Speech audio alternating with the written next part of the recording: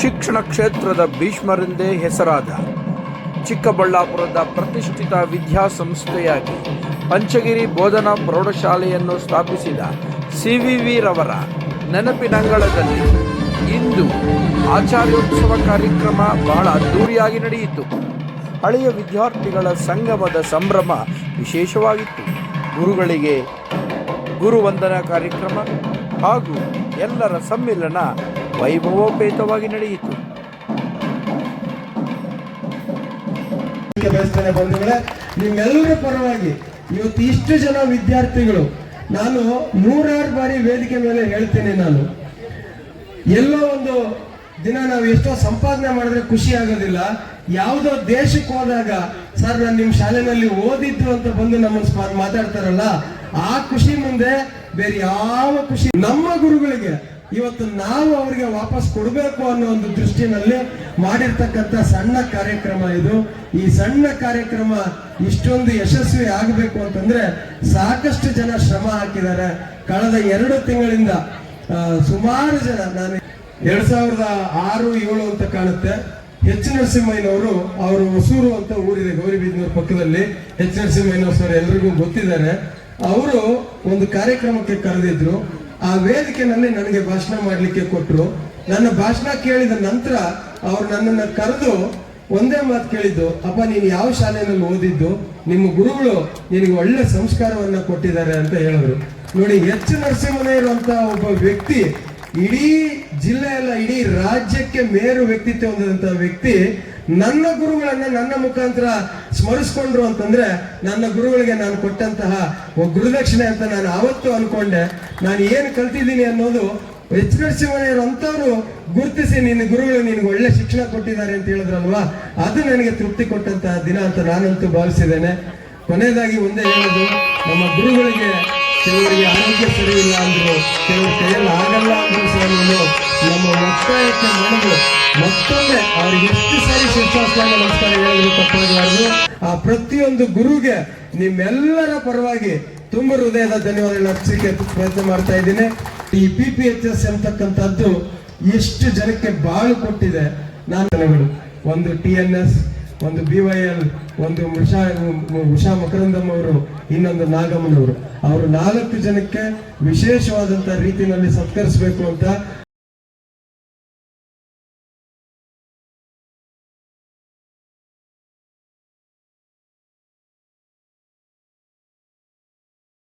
ನೆನಪುಗಳು ನಮ್ಮನ್ನು ಕಾಡುತ್ತಿವೆ.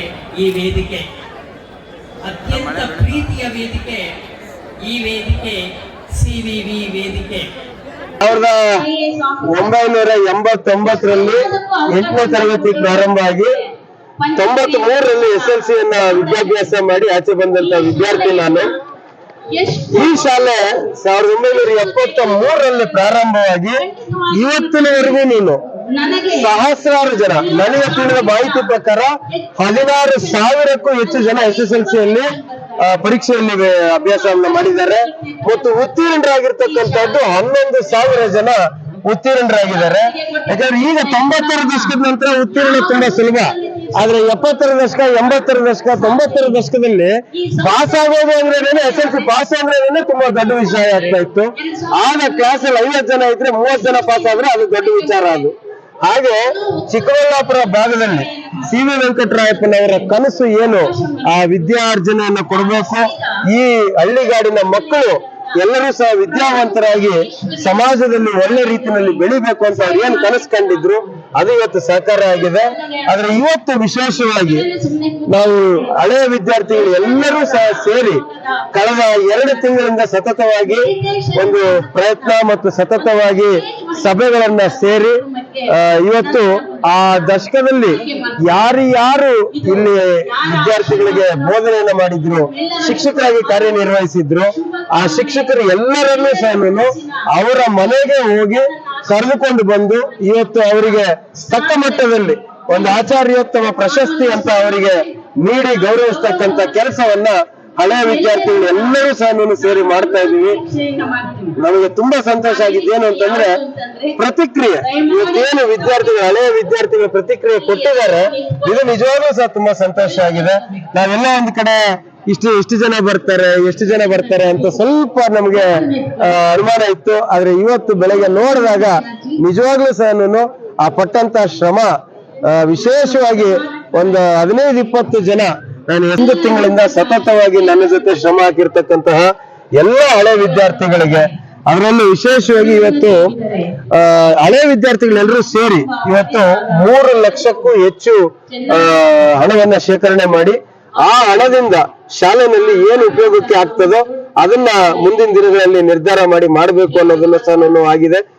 ನಾವೇನು ಖರ್ಚು ವೆಚ್ಚಗಳನ್ನ ಸೇರಿಸಿ ಅಂದುಕೊಂಡಿದ್ವಿ ಅದಕ್ಕಿಂತಲೂ ಹೆಚ್ಚು ಸ್ಪಂದನೆ ಇವತ್ತು ಹಳೆ ವಿದ್ಯಾರ್ಥಿಗಳು ಕೊಟ್ಟಿದ್ದಾರೆ. ಆ ಸ್ಪಂದನೆ ಕೊಟ್ಟಿರ್ತಕ್ಕಂಥ ಹಳೆ ವಿದ್ಯಾರ್ಥಿಗಳು ಇವತ್ತು ಅವರ ಗುರುಗಳ ಜೊತೆ ಸಮಯವನ್ನ ಕಳೀಲಿಕ್ಕೆ ಬಂದಿರತಕ್ಕಂತ ಎಲ್ಲ ಹಳೆ ವಿದ್ಯಾರ್ಥಿಗಳು, ಅತ್ಯಂತ ವಿಶೇಷವಾಗಿ ನಮ್ಮ ಕರೆಗೆ ಹೋಗೊಟ್ಟು ಬಂದಿರತಕ್ಕಂತ ಪ್ರತಿಯೊಬ್ಬ ನಮ್ಮ ಶಿಕ್ಷಕರಿಗೆ ಅವತ್ತಿನ ಕಾಲದಲ್ಲಿ ನಿಜ ಹೇಳ್ಬೇಕು ಅಂತಂದ್ರೆ ಎಲ್ಲ ಒಂದ್ ಕಡೆ ನಮಗೆ ವಯಸ್ಸಾಗ್ತಾ ಇದೆ, ನಮಗೆ ಪಾಠ ಹೇಳುವಂತ ಗುರುಗಳು ಇವತ್ತು ಸಹ ನಮ್ಗೆ ಅದೇ ರೀತಿ ಕಾಣಿಸ್ತಾ ಇದ್ದಾರೆ.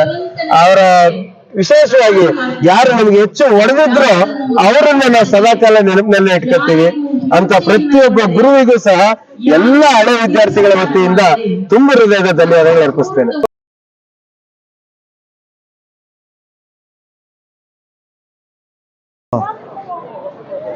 ಡಾಕ್ಟರ್ ಆರ್ ವೆಂಕಟೇಶ್ ಅಂತ, ಪ್ರಸ್ತುತ ಶ್ರೀ KV ದೈಹಿಕ ಶಿಕ್ಷಣ ಮಹಾವಿದ್ಯಾಲಯದ ಪ್ರಾಂಶುಪಾಲರಾಗಿ ಸೇವೆಯನ್ನು ಸಲ್ಲಿಸ್ತಾ ಇದ್ದಾರೆ.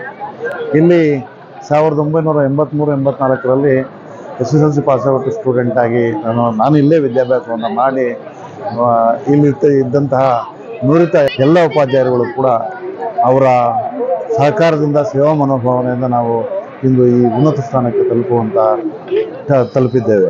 ಇಲ್ಲಿ ವಿಶೇಷವಾಗಿ ಅಂದಿನ ಸಂಸ್ಥಾಪಕ ಅಧ್ಯಕ್ಷರಾದಂಥ CV ವೆಂಕಟರಾಯಪ್ಪನವರು ಒಂದು ವಿಶಾಲವಾಗಿರ್ತಕ್ಕಂಥ ಮತ್ತು ದೂರದೃಷ್ಟಿಯಿಂದ ಈ ಸಂಸ್ಥೆಯನ್ನು ಪ್ರಾರಂಭಿಸಿ ಈ ಸುತ್ತಮುತ್ತಲು ಚಿಕ್ಕಬಳ್ಳಾಪುರ ಸುತ್ತಮುತ್ತಲು ಇರತಕ್ಕಂಥ ಬಡ ವಿದ್ಯಾರ್ಥಿಗಳಿಗೆ, ಬಡ ಕುಟುಂಬದ ವಿದ್ಯಾರ್ಥಿಗಳಿಗೆ ವಿದ್ಯಾಭ್ಯಾಸವನ್ನು ನೀಡ್ತಕ್ಕಂಥ ನಿಟ್ಟಿನಲ್ಲಿ ಒಂದು ಸೂಕ್ತ ಕ್ರಮಗಳನ್ನು ಕೈಗೊಂಡಿದ್ದಾರೆ.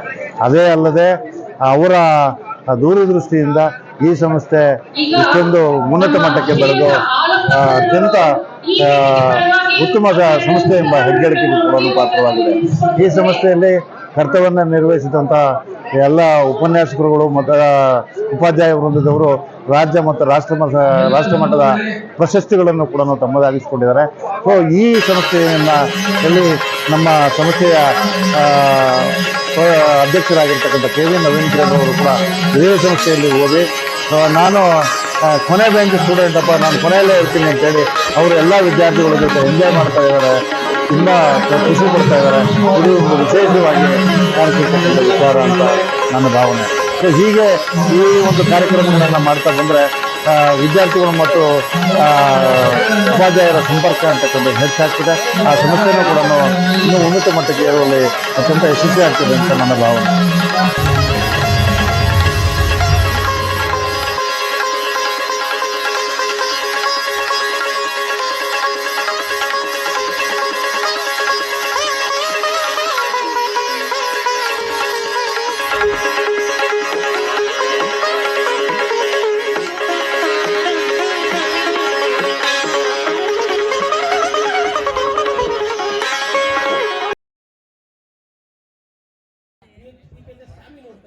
ಬಟ್ ಆದ್ರೂ ಅಲ್ಲೊಂದು ಸೆಪರೇಟ್ ಫ್ಯಾಮಿಲಿ ಇದೆ, ಅಲ್ಲೊಂದು ಸೆಪರೇಟ್ ಫ್ಯಾಮಿಲಿ, ಜಾಯಿಂಟ್ ಫ್ಯಾಮಿಲಿ ಅಲ್ಲ, ದೊಡ್ಡ PPHS ಫ್ಯಾಮಿಲಿ. ಹೌದು ಕೆಲಸ ಮಾಡೋಣ, ಈ ಮೈಕ್ರೋ ಮಿನಿ ಫ್ಯಾಮಿಲಿ.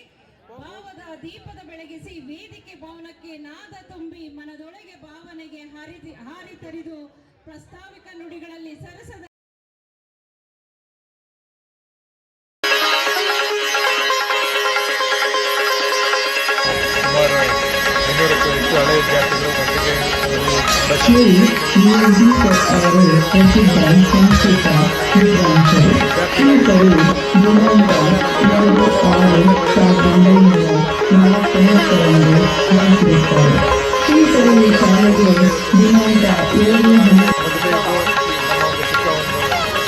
ಹಳೆ ವಿದ್ಯಾರ್ಥಿಗಳು ಗೌರವವನ್ನು ಸ್ವೀಕರಿಸ್ತಾ ಇದ್ದಾರೆ. ಈ ಸಂದರ್ಭದಲ್ಲಿ ನೋಡುವಂತಹ ಮತ್ತೆ ನಮ್ಮ ಹಳೆಯ ಸ್ನೇಹಿತರಂತ